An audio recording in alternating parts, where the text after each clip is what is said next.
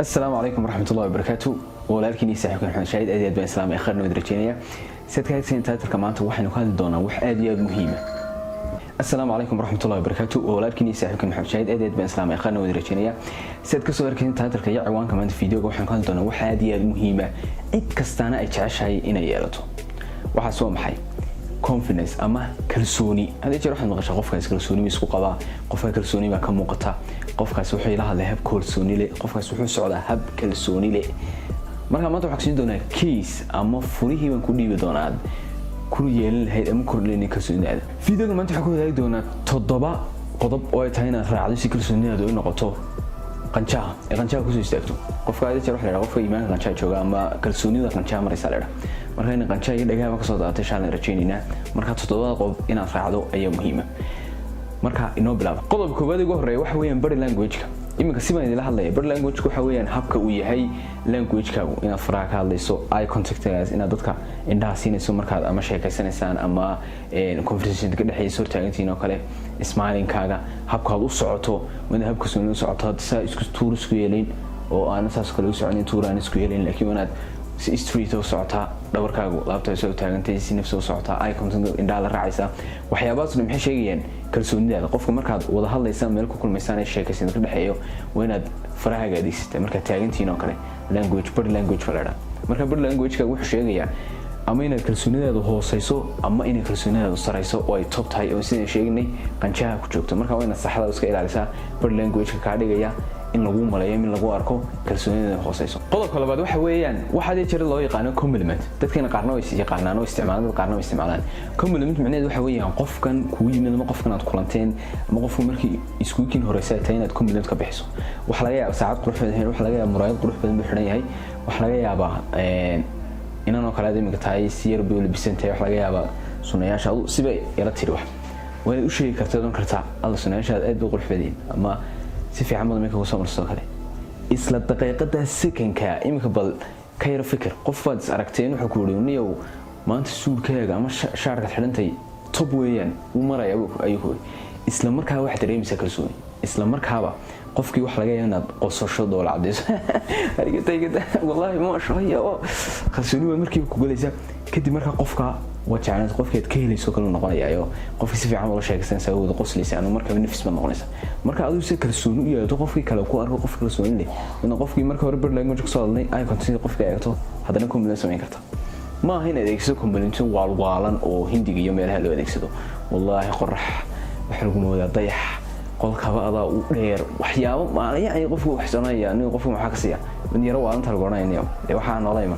ma garatay marka waxa wanaagsan inaad compliment samayso waliba adigoo aan isku dayin trying to hard and sameeyno doonayn in wax laga dardareemo kale si nafisa istaji nafis qabad muuji insha Allah qodobka saddexaad waxa weeye qodob hadii jeer muhiimadaha ugu waaweyn ee channel-ka u furay ah si fiican u labiso bal maanta adigoo soo toosay oo macaws yar xiran ma garan yar xiran ama qolka iska joogo guriga iska joogo soo kacayo kale si fiican u feerfeerano aan de wax labisaada sameyn iyo haddii aad soo labisato adar soo marsato isagaajiso meel u baxdo kalsoonidaadu waxay kala yihiin from 0 to 100 ama 1000 min noqonaysa marka isku mid ma halka iyo halka iskala joogan ariga dhul bay isku noqonayaan marka maxaa qurux badan in si fiican u labisato si kalsoonida u sareyso marka qol soo gasho qol hadii jeer qol waa kelmad adeegsado marka kale hotel marka soo gasho xafiis soo gasho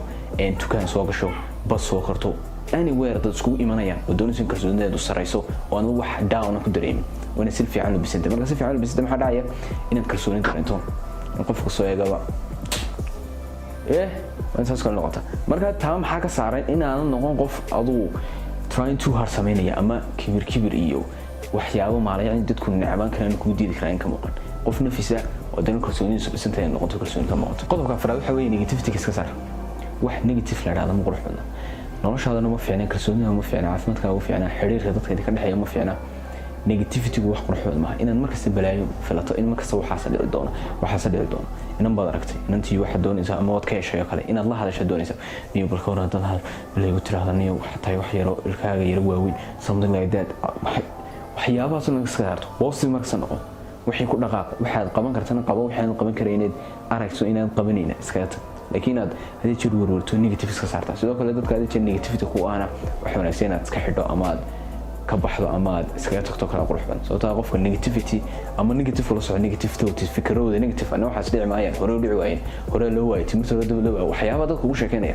dad negative weeyaan marka inaad iska saarto sababtoo down ma dareemaysa inaad hoos taala dareemaysa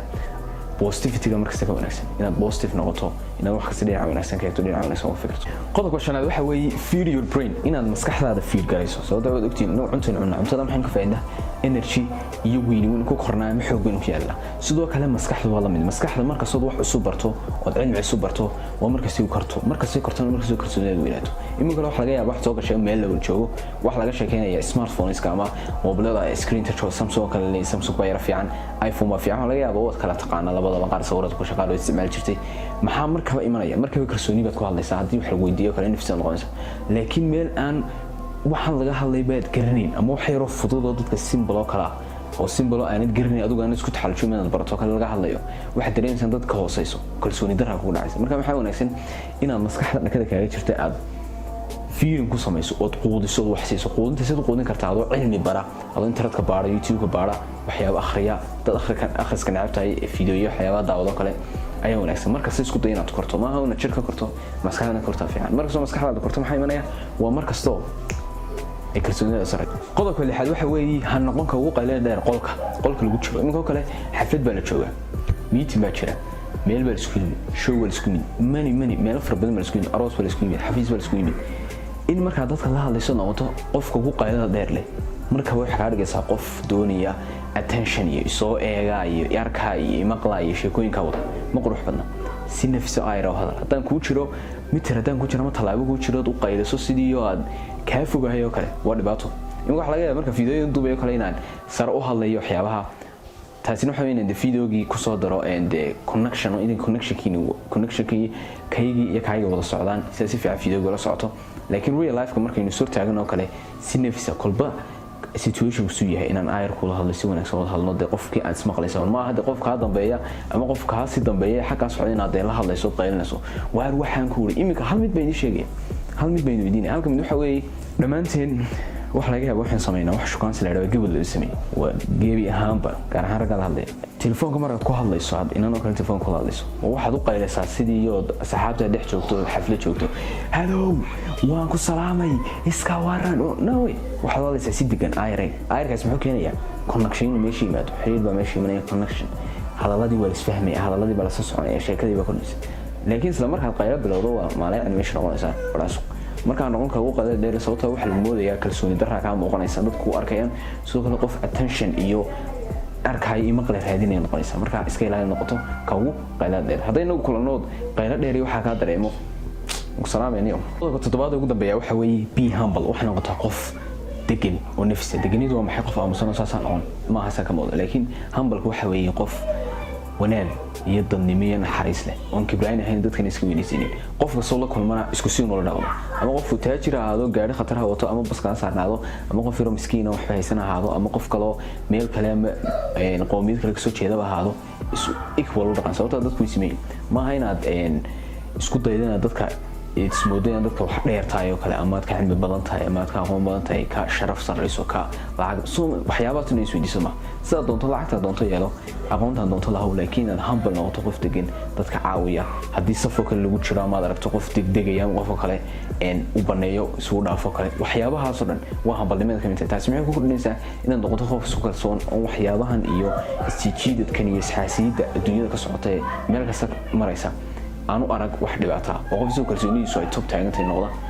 ay ka caawinaysaa marka waa maxay qodobka ugu dambeeya waa maxay be humble okay guys videogan intaas inagu joogi doonaa hadii ay tahay markii kugu horeysay YouTube channel-kaygan aragto ama aad wajigaygan aragto hortimaado